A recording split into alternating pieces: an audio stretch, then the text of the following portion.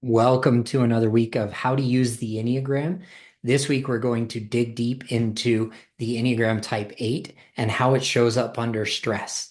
Now, if you know an 8 or are an 8, you're going to get a lot of value out of this. But if you are not an 8 and you want to relate better to those around you, I recommend sticking around watching this entire video because this is the introduction to how we can understand the other Enneagram types by bringing empathy to the conversation, a greater understanding of how each other shows up, so that rather than point the finger and just label somebody as like, oh, you only do that because you're such an 8. You're a type 8 on the Enneagram, so of course you're going to do that. It's not a tool that's going to help us label others. Like astrology definitely has a reputation of like, oh, a Cancer, I'm a Cancer, so I show up like this. That's not the Enneagram because it's so fluid. And we definitely have all 9 types within us. We just have dominant types that show up in certain situations. So if you know an 8, you want to develop a better relationship with an 8, or you're an 8 yourself, you're going to get a lot of value out of this. You can also use this strategy or this technique that I'm going to teach you tonight in order to better understand yourself using the Enneagram as a tool for self-awareness, self-reflection, holding up a mirror for yourself. And this is how you do it. We are talking about the Enneagram and the shadow. Today, we're going to use the type 8, which under stress and when the shadow shows up becomes a lot more like the 5. I'm a huge fan of shadow work as led and developed by Carl Jung. So, 2 quotes for you today that are going to help us understand the shadow a little bit better and how it can actually be a good thing to understand our shadow. How can I be substantial if I do not cast a shadow? I must have a dark side if I am to be whole. Acknowledging and accepting that we have a shadow and a dark side to ourselves is our path to growth. And so the second really good quote that I have from Carl Jung, the shadow is a moral problem that challenges the whole ego personality. For no one can become conscious of the shadow without considerable moral effort. So to recognize and accept and acknowledge that we have a shadow, it takes a lot of self-awareness. And self-awareness is our path to growth utilizing the Enneagram. So like I said, we're going to be using the challenger personality type, a type 8 on the Enneagram. And when they are under stress, they become more like the 5, the investigator. So the less than optimal levels of health for the type 8, as we go deeper into our shadow, they show up more like level 7, defying any attempt to control them, complete, become completely ruthless, dictatorial. Might makes right is their phrase or the way that they behave. The criminal and outlaw, renegade and con artist, hard-hearted, immoral, and potentially violent. If you know somebody like this in your life or have observed somebody like this out in the world, they might be an 8 under stress and they don't necessarily earn compassion and empathy, but as humans, we deserve those things. It does not excuse behavior and it does not give them an out on accountability, but it does give us a greater understanding of how others show up. Going even deeper into the shadow, level 8 develop delusional ideas of their power, invincibility, and ability to prevail. Megalomania, feeling omnipotent, invulnerable, recklessly overextending self. And even deeper into the shadow, the lowest level of health.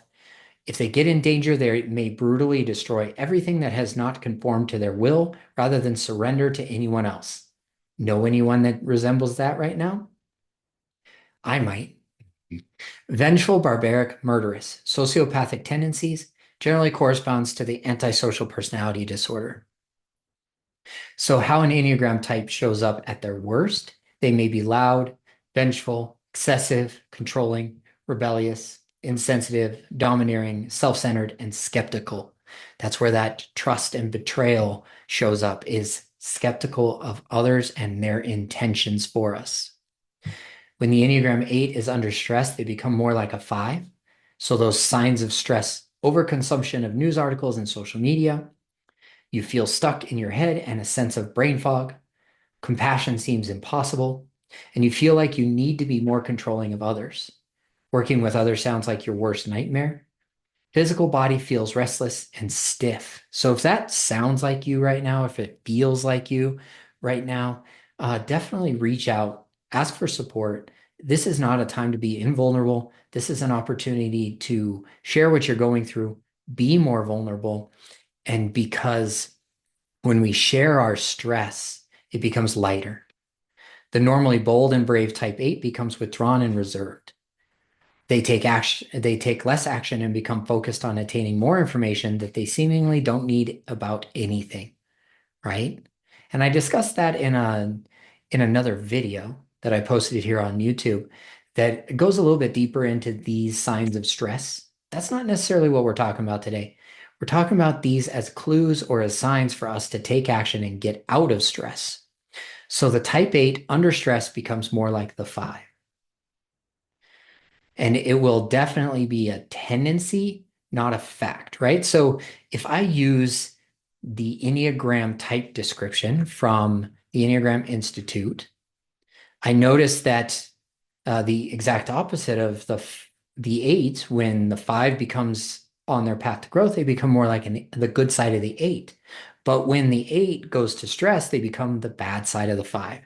So I can take a look at the Enneagram type 5 type description on enneagraminstitute.com, and I can learn more about myself, that their basic fear is being useless, helpless, and incapable. Can I relate to that? Absolutely. So if I scroll down even further, I'm using this as a tool with the levels of development, and I'm looking at the unhealthy levels of the 5. So this is the deepest, darkest part of the shadow that shows up for the type 8. At the unhealthiest level, we become reclusive and isolated from reality, eccentric and nihilistic, highly unstable and fearful of aggressions. They reject and repulse others and all social attachments. So that is the part of the withdrawal from society, withdrawal from relationships, withdrawal from self, that the 8 can get into a bad habit of doing because they feel afraid or they feel vulnerable, right? And their greatest fear is fear of vulnerability. So even deeper into the shadow, they can get obsessed yet frightened by their threatening ideas, becoming horrified, delirious, and prey to gross distortions and phobias. So if we are an 8 and we're going through this election cycle right now, we might be obsessed yet frightened by some threatening ideas that show up for us. So rather than spiral downward and go deep and dark into our shadow, what can we do as an alternative? We can connect to our community. We can find generative discipline and routine in our daily lives. Cold showers, journaling, breath work. Jujitsu is a great stress reliever for me so that I don't become horrified, delirious, and prey to gross distortions and phobias, right? I'm not going to let those phobias or the anxiety or all the other emotions that show up to hijack my central nervous system, I'm not going to let them take over before I slip even further down into the shadow. Level 9, our least optimal health. Seeking oblivion, they may commit suicide or have psychotic break with reality, deranged, explosively self-destructive, and with schizophrenic overtones. Generally corresponds with schizoid avoidant or schizotypal personality disorders.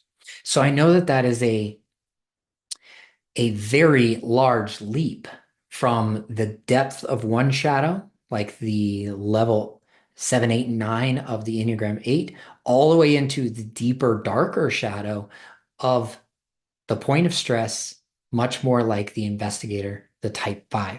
So we can use this as an opportunity to self-reflect, gain self-awareness of like, how do I show up in the world when I'm not at my best? And for each of our type descriptions, the 9 going to a 3 or a 6, depending on stress or disintegration, or a 7 going towards a 1, right? So each of our type descriptions can use this method of going to the shadowy part of our type description, but also gaining insight and reflection from our point of stress. Like I said, from an 8 to a 5, we're going to look at the shadow so that we can recognize when we're slipping into the shadow and we can claw our way back out. And that's what I'm here for. I'm here to help you through the dark times, the bright times, and the average times as well. So if you're looking for a little bit more support in your dating and relationship journey, or in life and career and relationships, please reach out, connect with me here on YouTube, or click the link in the show notes below if you're listening to this on audio. Connect with me on social media at Dave Glazer on TikTok or at Coach Dave Glazer on Instagram, and ask me questions about this shadowy side of our personalities as we look through the lens of the Enneagram.